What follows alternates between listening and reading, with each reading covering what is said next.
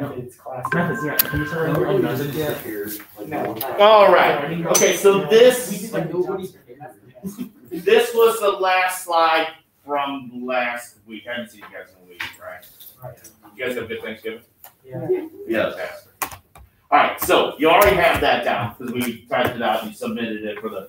And again, last week we were talking about what they call the golden age of Greece. And I said, when I say we, again, it's me talking, you trying to stay away, but I want to include you in the experience. All right, and so we had talked about the kind of golden age of Greece.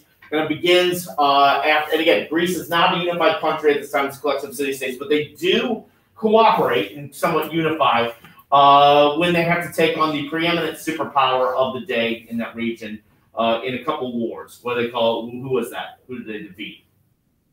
They have rugs and cats. Persians. Boom. Okay. All right. So that was, like I said, that was the equivalent of, let's say, like a country like Vietnam defeating the United States.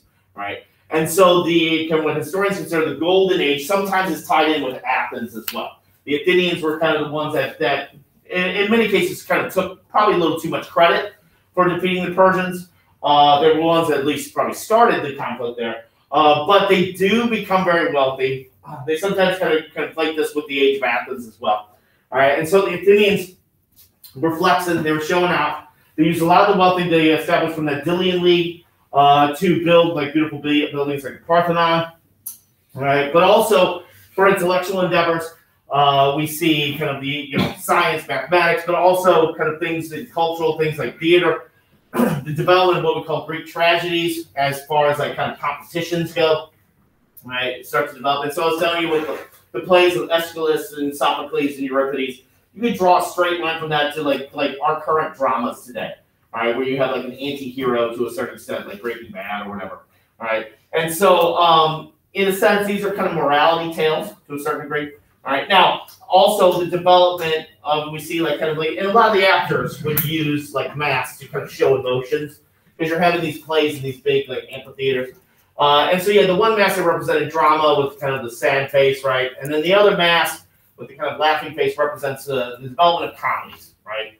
And so they come a little bit after tragedies. Comedies, in this sense, are the development. The Greeks kind of developed what we call satire. All right, satire would be an example like Saturday Night Live or Family Guy or South Park, where you take like actual events or things that are in the culture and that you kind of exaggerate them to a certain extent for comedic purposes.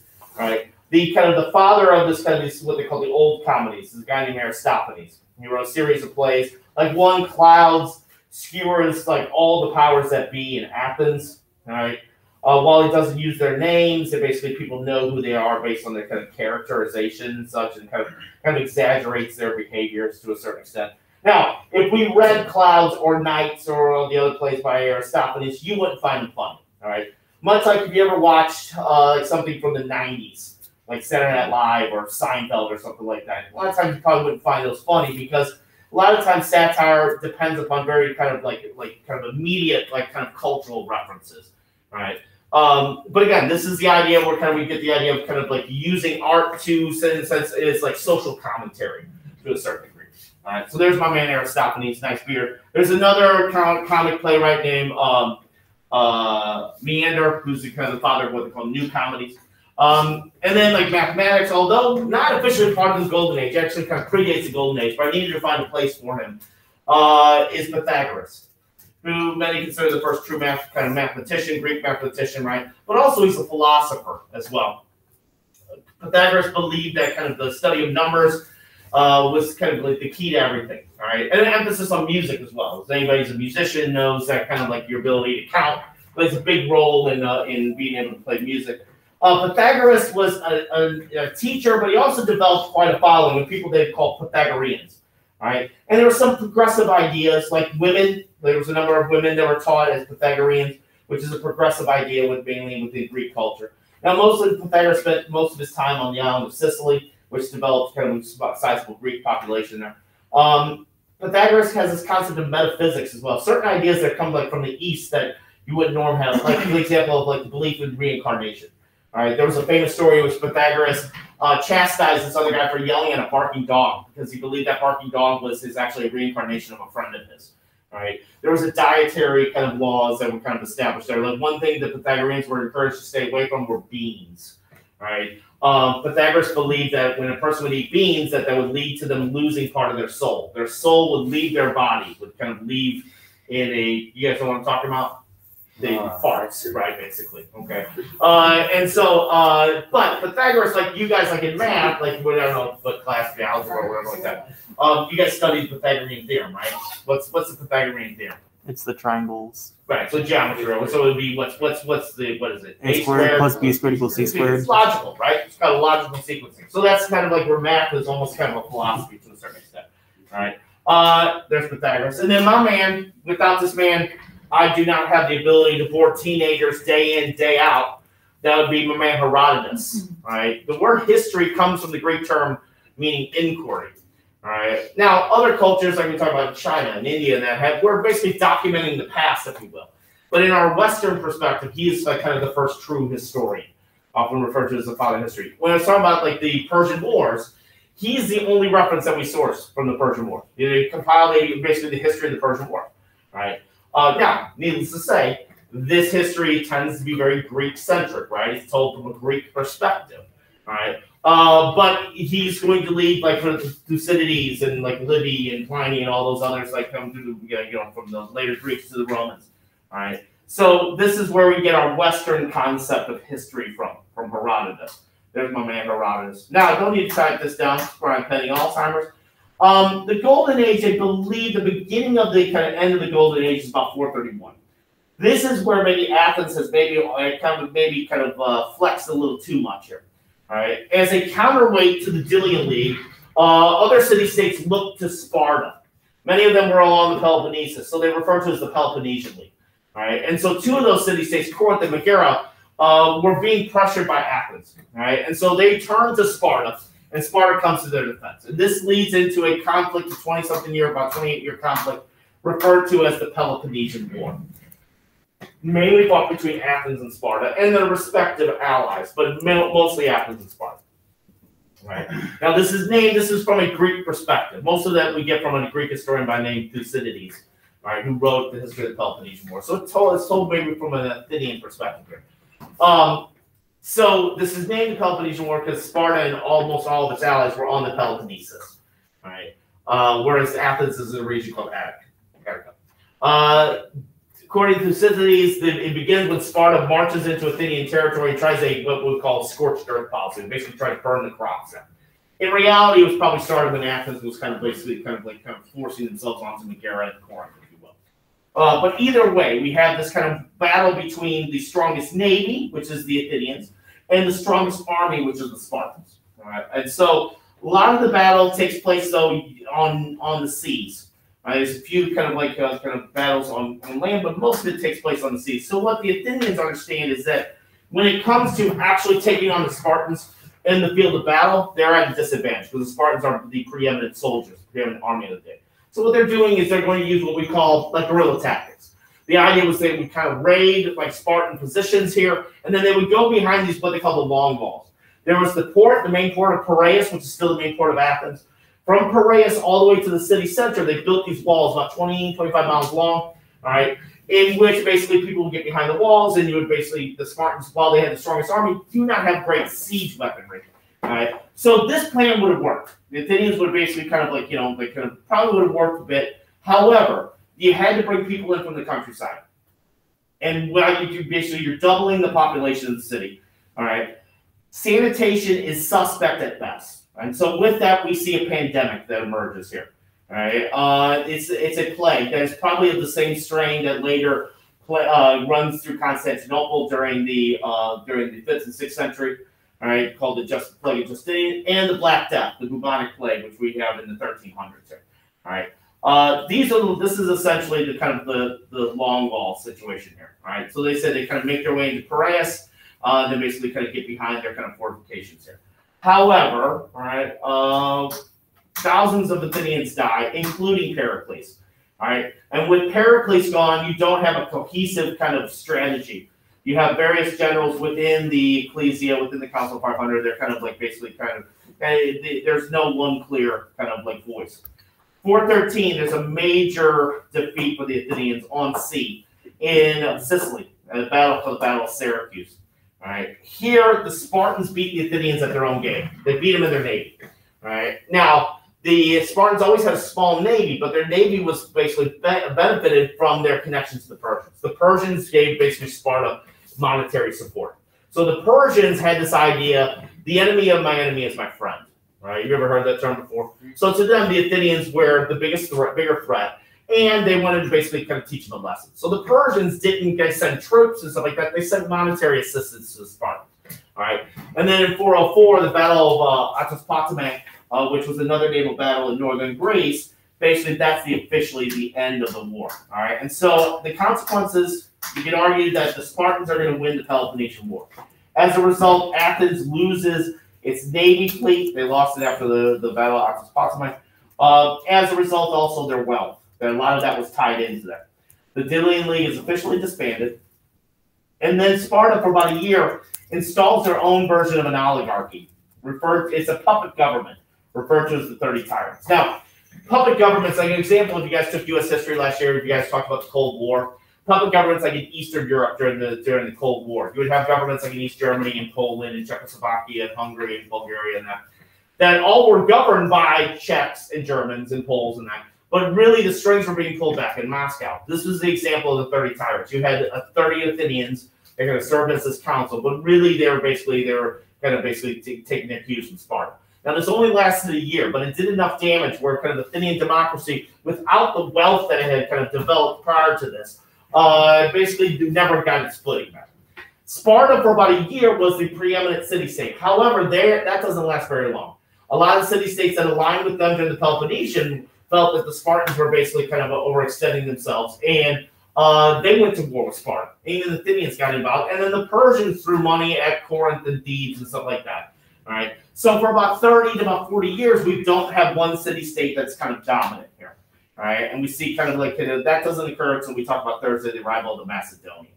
All right. But this era is also like we talked about in Chinese history, that era of the Warring States period. You're always going to find people that are going to kind of question what's going on and trying to make kind of like sense out of chaos. This is also considered kind of the golden age of Greek philosophy. All right. And so the word philosopher is a Greek word that means the lover of wisdom or one who loves wisdom. Philosopher. All right. Now, people like Pythagoras would be kind of classified as a philosopher. These are thinkers, right? And so this era, right, kind of towards the tail end into the after the Peloponnesian War, we see what we refer to as the big three, and kind of in Greek philosophy start to emerge here. All right, so I'm going to play this little video here that talks about the big three: Socrates, Plato, and Aristotle.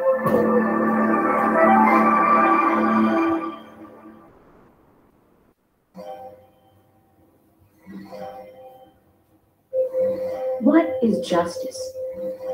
What is the difference between right and wrong? What should we teach the young? These are hard questions, but they are questions the ancient Greeks thought all wise men should try to answer. The Greeks even invented a word that means lover of wisdom, philosophos, or philosopher.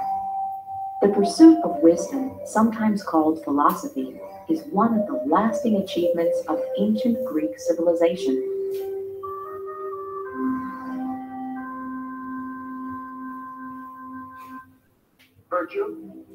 One of the most important Greek philosophers was a man who said, "The unexamined life is not worth living."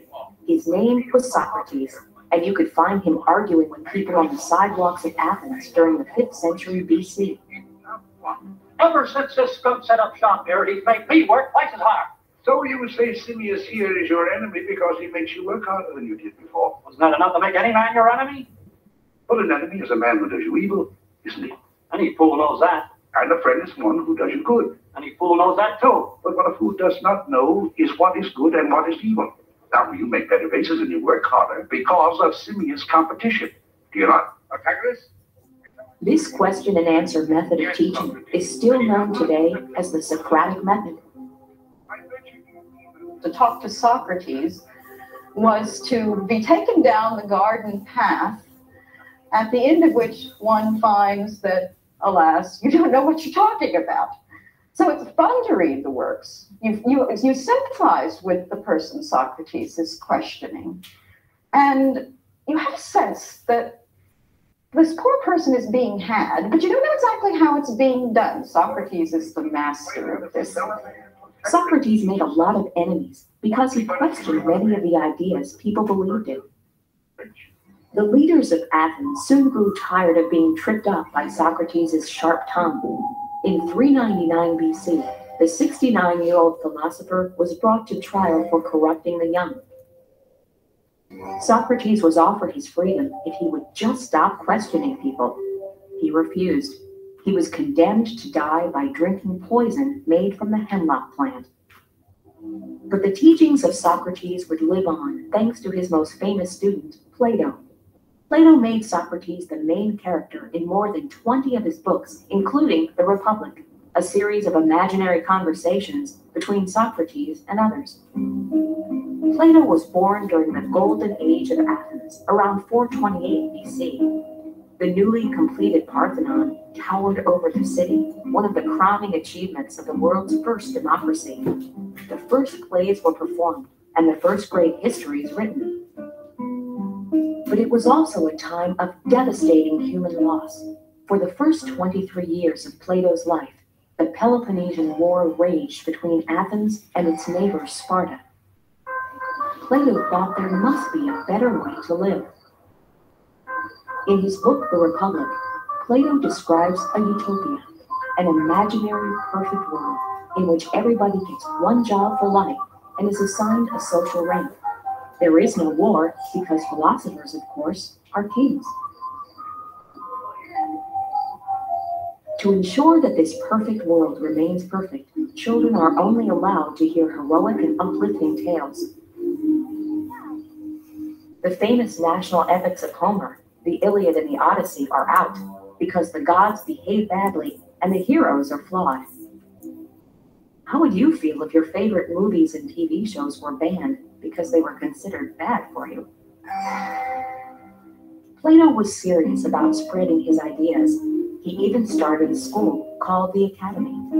The Academy's most famous student was a kid named Aristotle, who went on to tutor Alexander the Great. The writings of the Greek philosophers might have been lost forever after the Roman Empire collapsed, except for the work of Islamic scholars.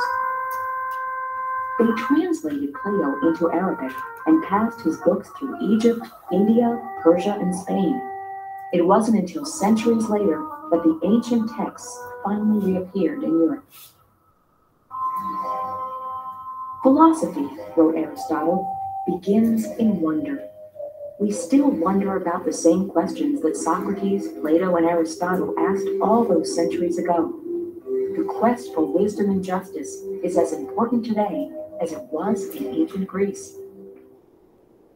All right, so we said the big three here. The first one, Socrates, or Socrates, if you ever watched the little TED Talk on that. Now, Socrates was kind of famous for going to the agora, the marketplace, and then like starting up a conversation. Like you go up to somebody and ask, where can I find cloth? All right, and a person would direct them to a certain stall, and he said, where can I find truth and justice? And then this would engage in a series of kind of questions and such. All right, so the idea, like any of your teachers who are worth their salt, will use what we call the Socratic method. Anytime you're getting questioned by a teacher, that's essentially the foundation for teaching in the West comes from Socrates. All right, and Socrates was famous for this quote: "The unexamined life is not worth living." Basically, the idea of kind of always trying to use reason and trying to find answers, and sometimes those answers lead to more questions and such like that. It's the journey, right? And so, again, this comes now Socrates, before the Peloponnesian War, he was Pericles was a fan. Pericles would have him at parties. They basically have these kind of debates and stuff like that. But after Pericles dies and after the Peloponnesian War, Socrates is kind of he often referred to himself as a fly on the rear or the rump of the body politic.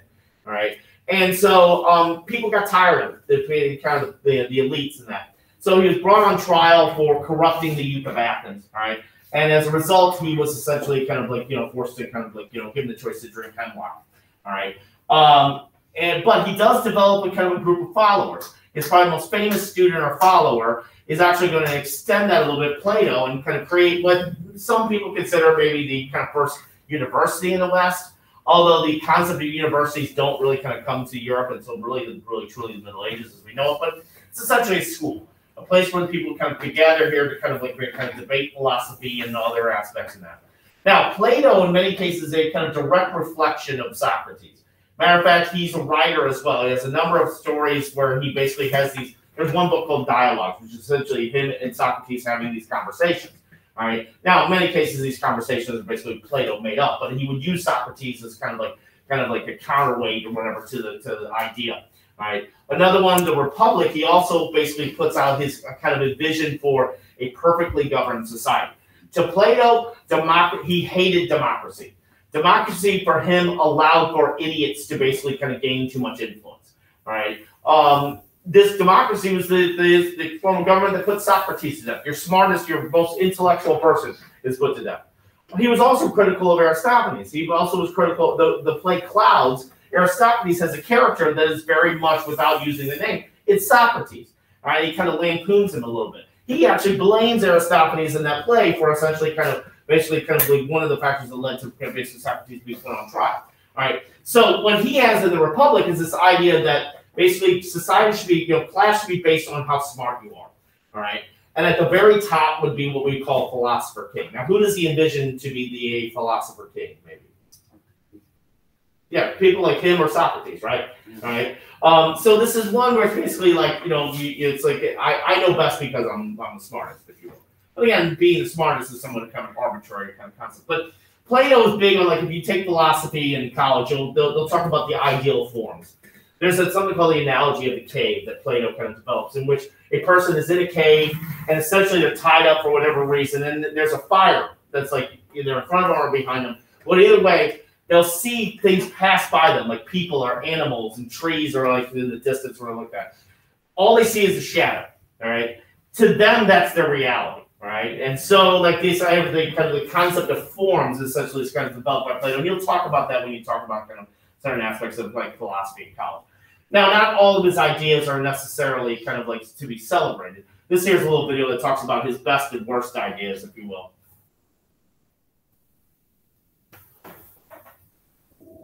Few individuals have influenced the world, and many of today's thinkers, like Plato. One 20th century philosopher even went so far as to describe all of Western philosophy as a series of footnotes to Plato. He created the first Western university and was teacher to ancient Greece's greatest minds, including Aristotle. But even one of the founders of philosophy wasn't perfect. Along with his great ideas, Plato had a few that haven't exactly stood the test of time. So here are brief rundowns of a few of his best and worst ideas. Plato argued that beyond our imperfect world was a perfect, unchanging world of forms. Forms are the ideal versions of the things and concepts we see around us. They serve as a sort of instruction manual to our own world. Floating around the world of forms is the ideal tree and the ideal YouTube channel, and even the ideal justice or ideal love. Our own reality is comprised of imperfect copies of ideal forms. Plato argued that philosophers should strive to contemplate and understand these perfect forms so that they may better navigate our misleading reality. While it may seem silly, the disconnect between the world as it appears and the greater truth behind it is one of philosophy's most vexing problems. It's been the subject of thousands of pages by theologians, philosophers, and screenwriters alike.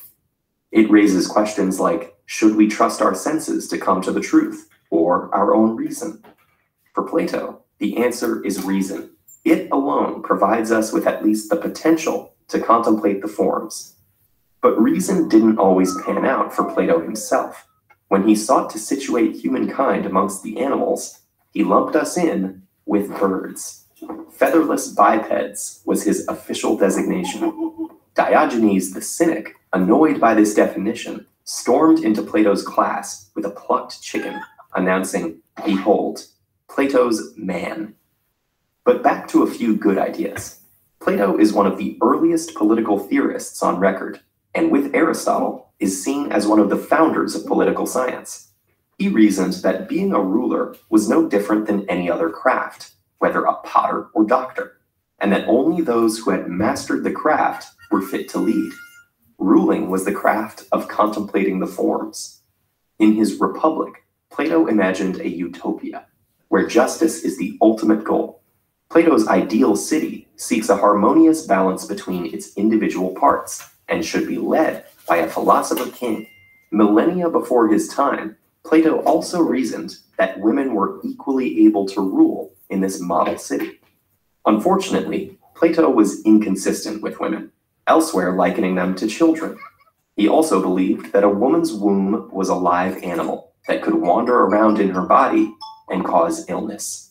This bad idea, also espoused by other contemporaries of Plato, was sadly influential for hundreds of years in European medicine. Furthermore, he thought that society should be divided into three groups: producers, the military, and the rulers, and that a great noble lie should convince everyone to follow this structure. The noble lie he proposed was that we're all born with gold, silver, or a mixture of brass and iron in our souls, which determine our roles in life. Some thinkers have gone on to credit the idea of the noble lie as a prototype for 20th century propaganda, and the philosopher king as inspiration for the dictators that used them. Should a few bad ideas tarnish Plato's status as one of the greatest philosophers in history? No. Plato gave the leaders and thinkers who came after him a place to start. Through the centuries, we've had the chance to test those ideas through writing and experience, and have accepted some while rejecting others. We are continuing to refine, amend, and edit his ideas, which have become foundations of the modern world. All right, so whereas like kind of Plato's like kind of a direct kind of reflection of Socrates in many cases, his most famous student that comes out of the academy, Aristotle, is not a direct reflection of Plato. Matter of fact, they did disagree on certain things. Like, for example, the word politics comes from Aristotle. He wrote a book called Politics, which he's comparing all the various kind of forms of government that are within Greece. And while not perfect, he comes to the conclusion that democracy is the best.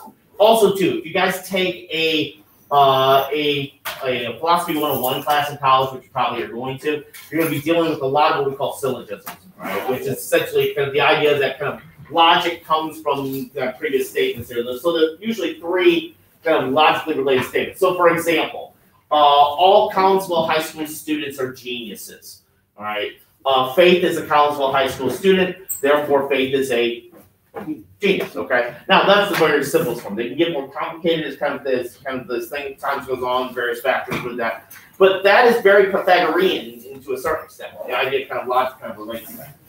So if you take a philosophy 101 class, you'll be doing a lot of those syllogisms. Also, Aristotle is a teacher. His most famous pupil we'll talk about on Thursday is Alexander the Great. All right, so we'll finish up the chapter talking about the Macedonians, the rise of Alexander.